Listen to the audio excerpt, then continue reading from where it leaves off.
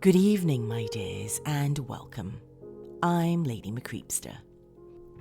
Now, are you more of a country person or a city person? Do you prefer the solitude of the woods to the hustle and bustle of a modern-day city? There are significant horrors in both, but in today's tale from the Creepypasta Wiki by author David Feuling, we are going to concentrate on the former. So come now, my dears, lean in closer, and we'll begin.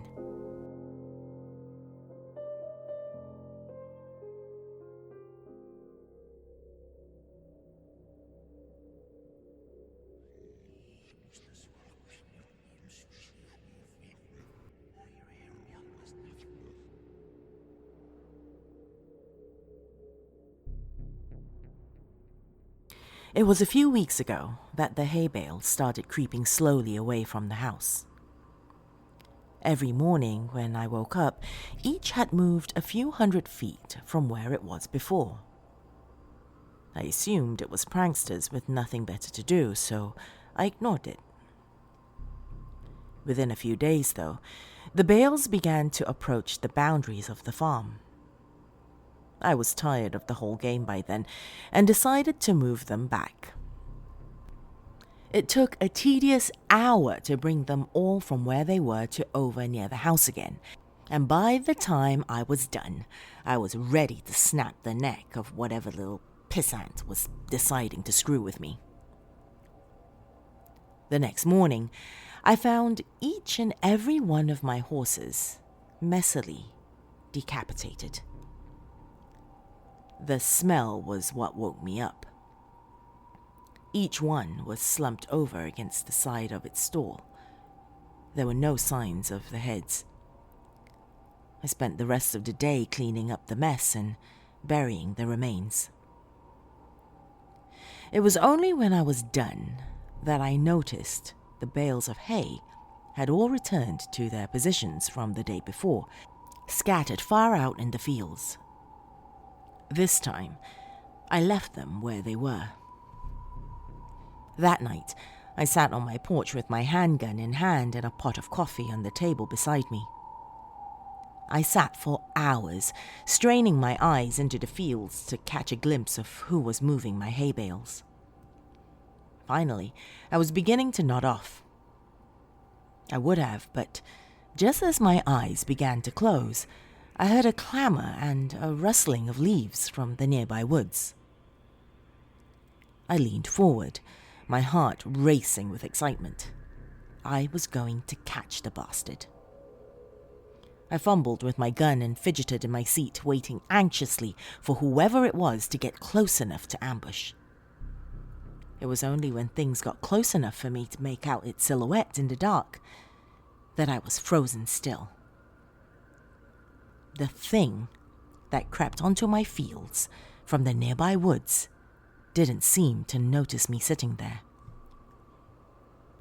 It stalked, hunched and deliberate, through the field with the posture of a tiptoeing thief. If not for the fact that it must have towered to over 10 feet tall, even in its crouched position, it might have seemed almost frail. The thinness of its arms and legs and the emaciated, caved-in quality of its chest reminded me of a starving animal. Still, this thing was undeniably strong, and I watched it hoist each bale up into its arms with ease and set it down carefully a while away, taking only a few strides to cover the distance. I watched it work, moving each bale thoughtfully. Every once in a while, it would straighten up to look around at the other bale's positions in the field before adjusting the one it was working on ever so slightly. Before it left, it looked towards the house. I felt its eyes sweep over me in the dark, but whether it saw me or not, I couldn't tell.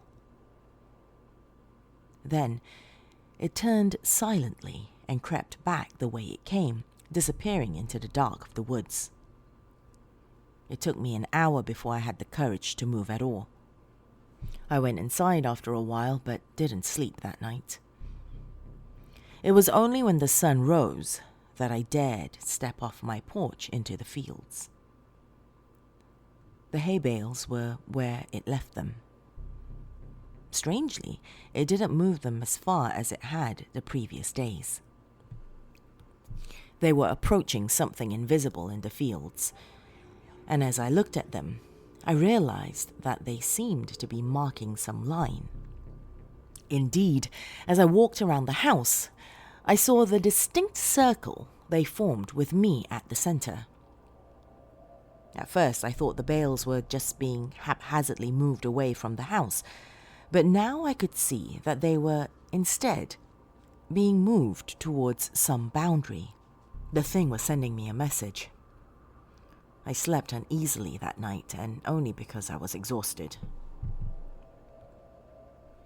The next morning, the bales hadn't moved at all.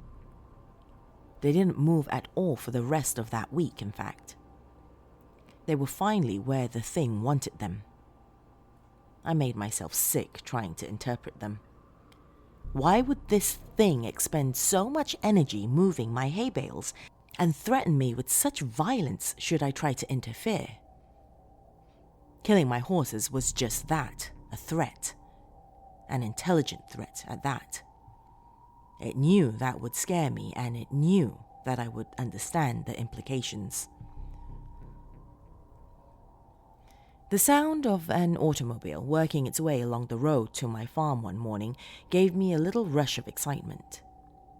I'd been planning to abandon the farm since I saw the thing, but I couldn't hope to leave on foot without risking it treating me like it treated my horses. But if I could get in the car with whoever was coming my way, I might be able to escape before it could stop me. I didn't know or care who it was. I decided that the moment they stopped the car, I would jump in the passenger seat and tell them to get the hell out of here. I didn't get the chance. The car worked its way slowly along the road, trundling across the uneven ground. I urged it silently to hurry. It was when it passed between the two bales placed on either side of the road that I began to hear a booming clatter from the woods. The thing burst suddenly from between the trees, sprinting on all fours of its terrible, gangly limbs towards the car. Within a few seconds, it was there, pouncing on the automobile like a predatory cat. Within moments, it was picking and peeling the vehicle's steel frame apart, working to get at the driver. The man, whoever he was, screamed all the while, and I could hear him even over the crunching of metal and the shattering of glass. It was only when the thing crushed him carelessly in its hand that the screaming stopped. It tossed him away and straightened up to look at me once again. In the sunlight, I could see the inhumanity of it.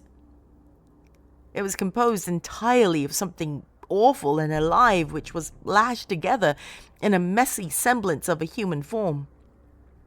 Whatever it was made of looked so polished and hard that if it weren't for the minute writhing of the stuff, I'd think it was made of granite. The thing retreated back into the woods, and I was left to my shock. My eyes wandered to where the car sat, the engine still sputtering between the two bales of hay. I suddenly understood. The message was clear. I am this thing's captive, and I am not allowed visitors. Nothing may cross the borders it has set. I'm trapped here by the thing that stalks the fields, and it demands nothing except that I never leave. Still, I don't know if I can handle being that thing's canary. I've been thinking hard for the last few days since I saw it crush that man's chest and silence him before he could finish his scream. If I crossed the hay bale border, it'd probably do the same. It'd smash my skull before I could put my hands up to protect myself. It'd go and find a new pet and probably keep looking until it found someone who could stand knowing that it was waiting just outside. watching it at all hours with its shiny insect eyes. I've been thinking hard for the last few days, and I might just make a run for it.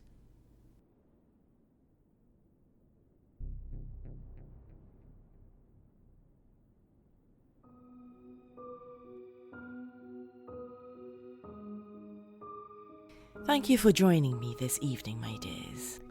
I'd also like to thank our dark little family on Patreon for your continuous support, and a special thank you for the new members who have joined us.